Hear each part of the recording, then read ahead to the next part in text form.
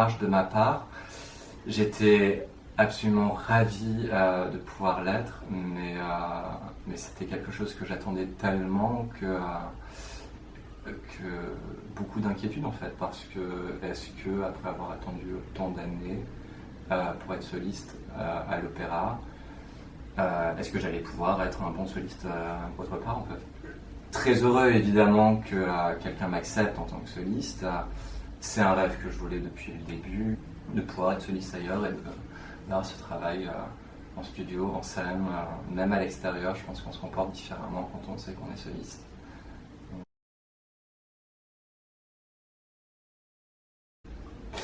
Je fais partie des personnes qui, quand épanouies au travail, sont épanouies à la vie de tous les jours. Et je sais que je suis partie de l'opéra parce que je n'étais plus épanouie à l'opéra, parce que cette frustration d'être bloquée, et du coup je ne pouvais pas faire mon travail de sujet correctement parce que je me sentais frustrée.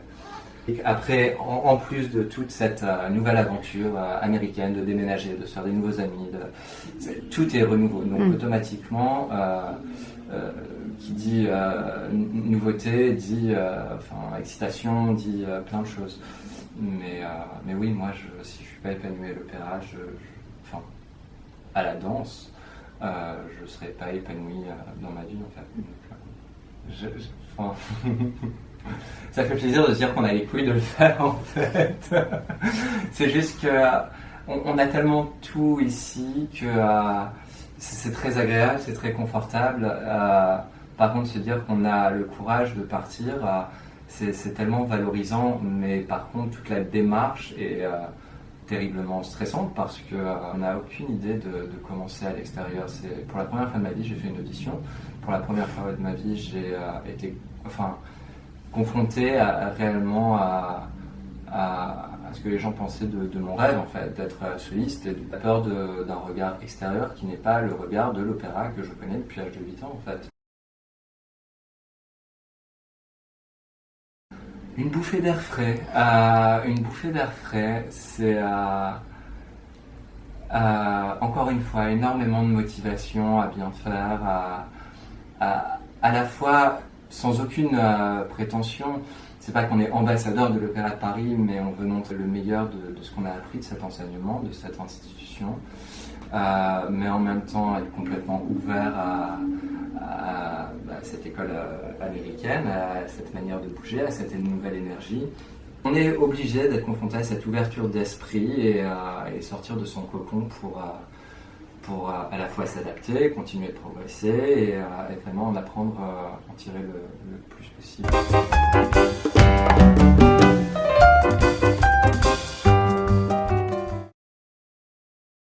J'ai regardé toutes les saisons qui suivaient dans les compagnies qui m'intéressaient. Mm-hmm. Et j'ai décidé de postuler pour Toronto et Boston. Et donc j'avais un week-end de 3 jours, j'ai fait les 2 auditions. Et j'ai eu le même contrat dans les deux compagnies. J'ai accepté Boston. Donc voilà. Là, pour le coup, ce qu'on ressent, pour la première fois qu'on fait des auditions hors opéra, on se rend compte qu'après avoir fait le concours interne de l'Opéra de Paris, c'est beaucoup plus simple. Parce que, je sais pas, c'est pas du tout la même...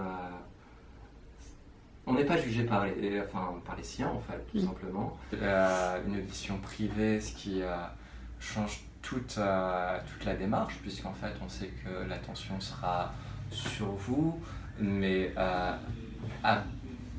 bienveillante.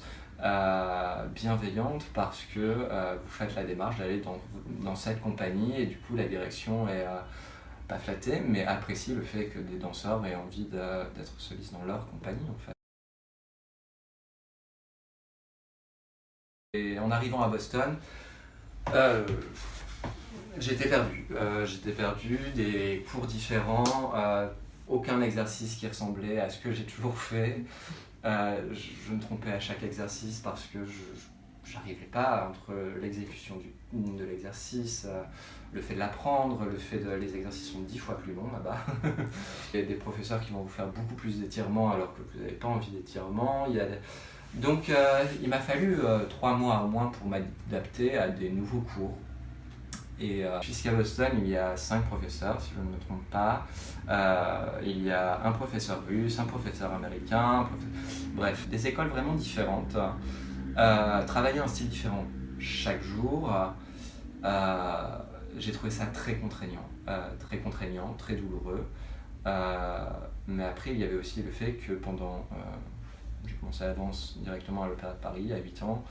Depuis l'âge de 8 ans, je fais exactement le même type de bar, le même type de milieu.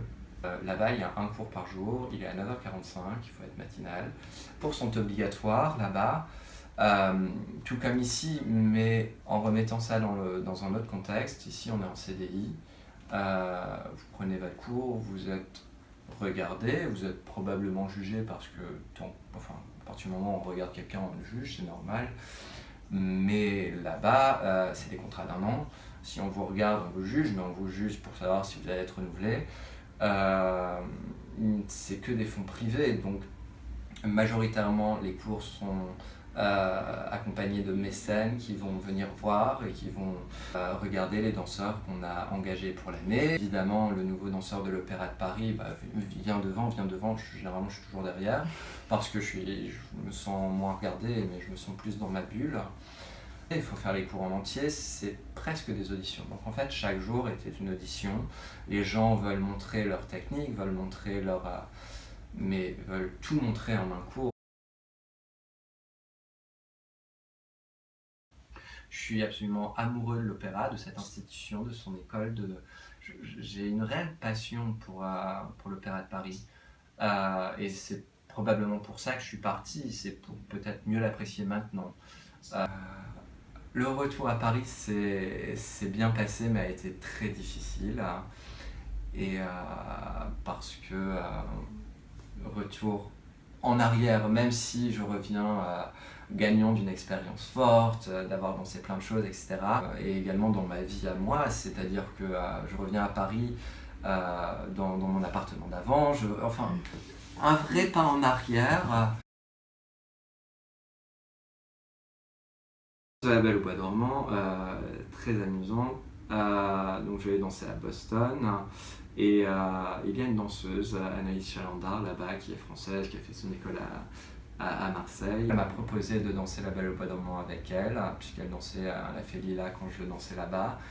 Expérience incroyable, j'espère qu'elle se renouvellera. Parce que voilà, je pense que mon retour à l'opéra en tant que sujet, à travailler sur toute la saison, si elle pouvait être ponctuée d'expériences comme ça, je pense que ce serait la balance parfaite pour moi en fait. Voilà. Là, je suis très content, je suis sur Locke, je suis sur Cherkaoui, je suis sur McGregor à la fin de la saison et je pense que ce sera, ça y est, un bon ressort pour moi de compléter un peu ma formation en fait.